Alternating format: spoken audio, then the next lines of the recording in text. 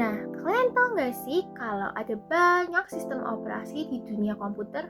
Mungkin selama ini kita hanya mengenal Windows dan juga macOS sebagai sistem operasi yang sering digunakan.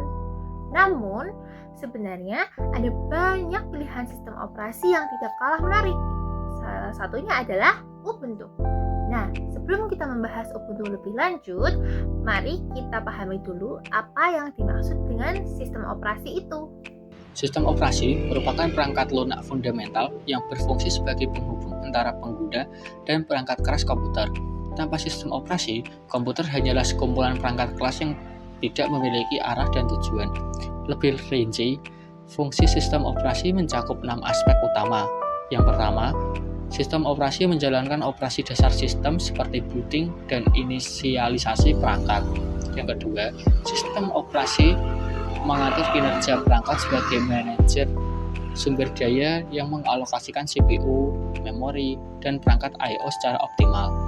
Ketiga, sistem operasi menyimpan program dan aplikasi dalam media penyimpanan. Keempat, sistem operasi menampilkan visualisasi di layar melalui antarmuka pengguna. Kelima, sistem operasi mengamankan program dari ancaman cyber dengan berbagai mekanisme keamanan. Keenam, sistem operasi melakukan manajemen file yang memungkinkan pengguna mengorganisir data secara terstruktur. Dari berbagai definisi tersebut dapat disimpulkan bahwa sistem operasi adalah perangkat lunak, sistem yang mengelola seluruh sumber daya, perangkat keras, dan perangkat lunak, menyediakan lingkungan eksekusi bagi program aplikasi, serta memastikan pengguna sumber daya yang efisien, aman, dan adil. Nah, kita lanjut ke Ubuntu. Ubuntu adalah sistem operasi berbasis Linux yang sifatnya gratis. Artinya, sistem operasi ini bisa dipakai oleh siapapun tanpa perlu memikirkan biaya lisensi yang tinggi. Lalu, OS ini juga bersifat open source, yang artinya kode programnya bisa diintip, dipelajari, dan dimodifikasi sesuka hati penggunanya atau usernya. Lalu, fun fact, Ubuntu pertama kali dirilis pada tanggal 20 Oktober 2004 oleh perusahaan Canonical yang didirikan oleh Mark Shuttleworth. Nah, apa sih alasan Ubuntu dibuat? Ubuntu dibuat agar Linux menjadi lebih mudah digunakan oleh semua orang, baik itu pemula maupun profesional.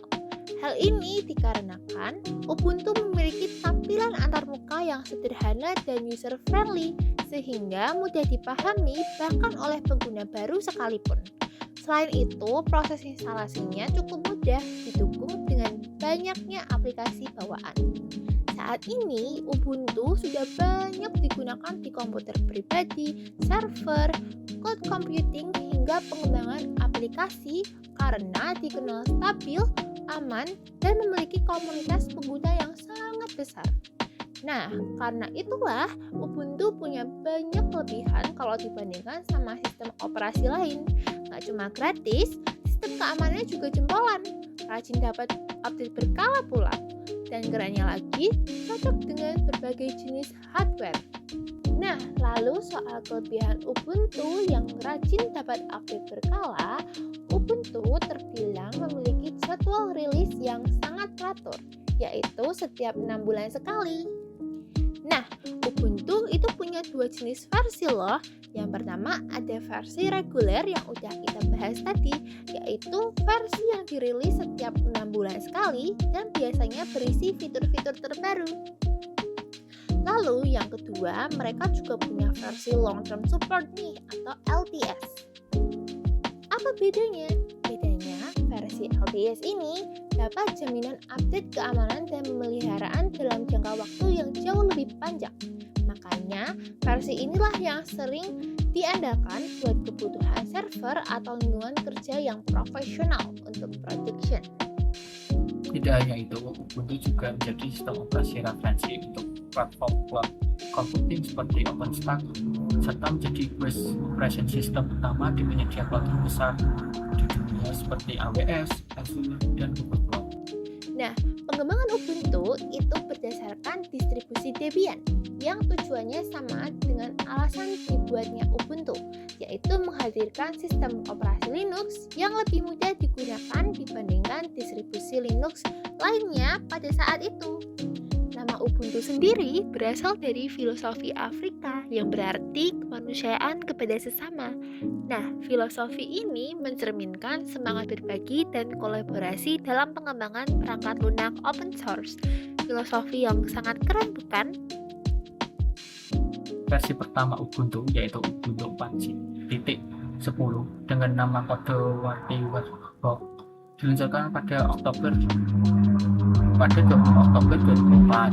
Distribusi ini menjadikan distribusi Linux pertama yang berkomitmen pada rilis terjadwal setiap 6 bulan. Salah satu strategi sukses Shutterworks adalah program Ubuntu Zip yang menggunakan CD instalasi Ubuntu secara gratis ke seluruh pengguna hingga 2011, yang secara signifikan memperluas basis pengguna Ubuntu. Seiring perkembangan teknologi, Ubuntu terus mengalami pembaruan seperti yang disebutkan di awal tadi. Terdapat versi Long Term Support atau LTS yang mendapatkan dukungan pembaruan dalam jangka waktu lebih lama sehingga banyak digunakan oleh perusahaan maupun server produksi. Perkembangan Ubuntu ditandai oleh beberapa tonggak penting pada 2006. Ubuntu 6.06 LTS atau Development Grade menjadi long term support pertama yang memberikan dukungan jangka panjang setiap 2 tahun sekali. Tahun 2008 menandai rilis image cloud pertama dan Ruby untuk dual boot dengan Windows.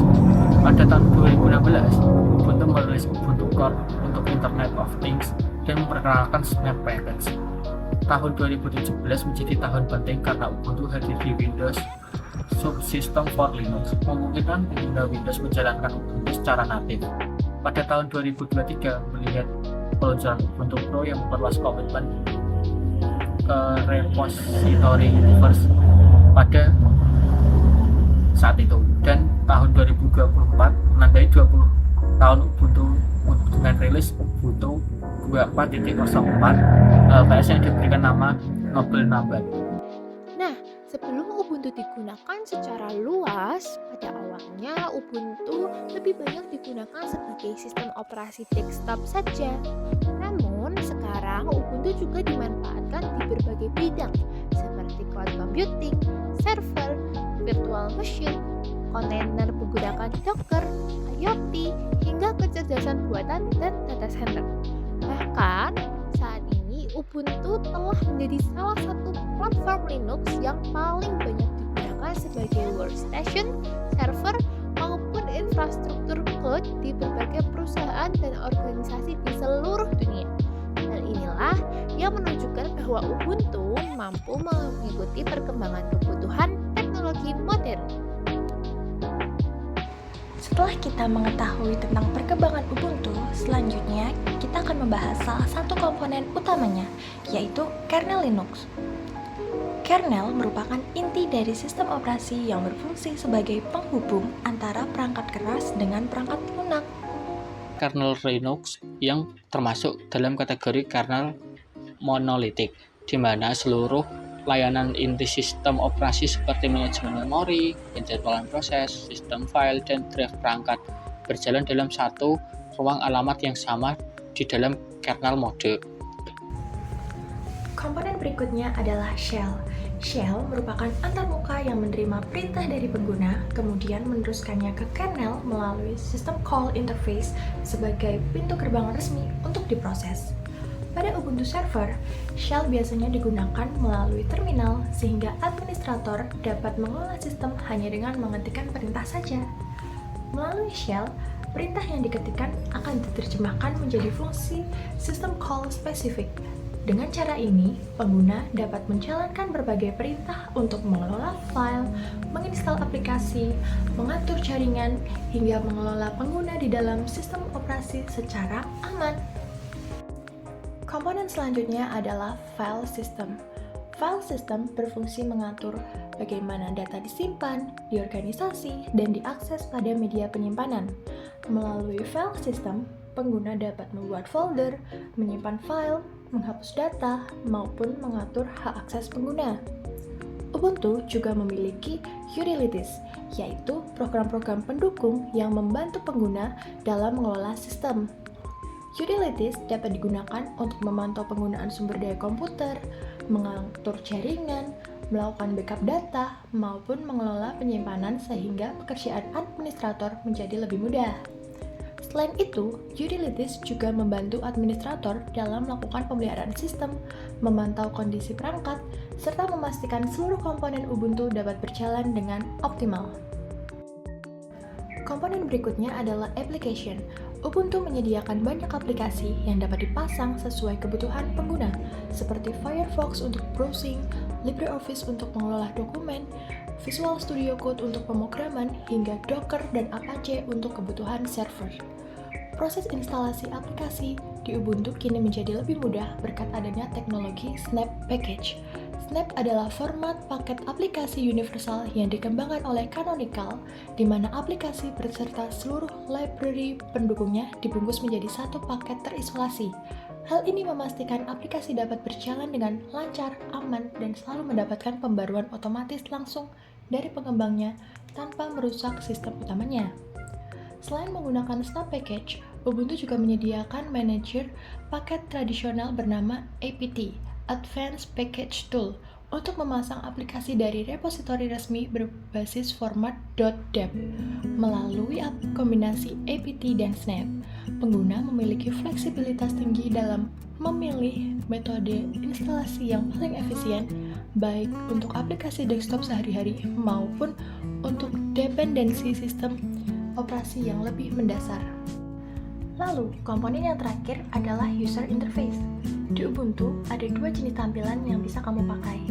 Ada GUI atau Graphical User Interface yang visualnya penuh grafis ikonik, atau CLI atau Command Line Interface yang basisnya teks lewat terminal. Biar gampang dan ramah buat pengguna umum, Ubuntu Desktop lebih dominan menggunakan GUI, sementara Ubuntu Server lebih dominan menggunakan CLI karena performanya yang jauh lebih ringan dan efisien. Selain digunakan pada komputer dan server, Ubuntu juga banyak dimanfaatkan dalam pengembangan Internet of Things atau IoT. IoT merupakan konsep di mana berbagai perangkat seperti sensor, kamera, atau mesin dapat saling terhubung melalui internet untuk bertukar data secara otomatis. Tapi perlu diingat, kalau menggunakan Ubuntu di perangkat IoT, kita tetap harus lihat dulu spesifikasi hardware-nya. Nah, buat ngatasin masalah perangkat yang speknya pas-pasan atau terbatas, Canonical punya solusi, yaitu Ubuntu Core.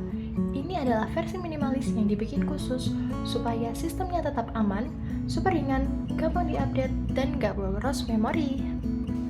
Kesimpulannya, Ubuntu adalah OS Linux yang gratis, aman, dan open source.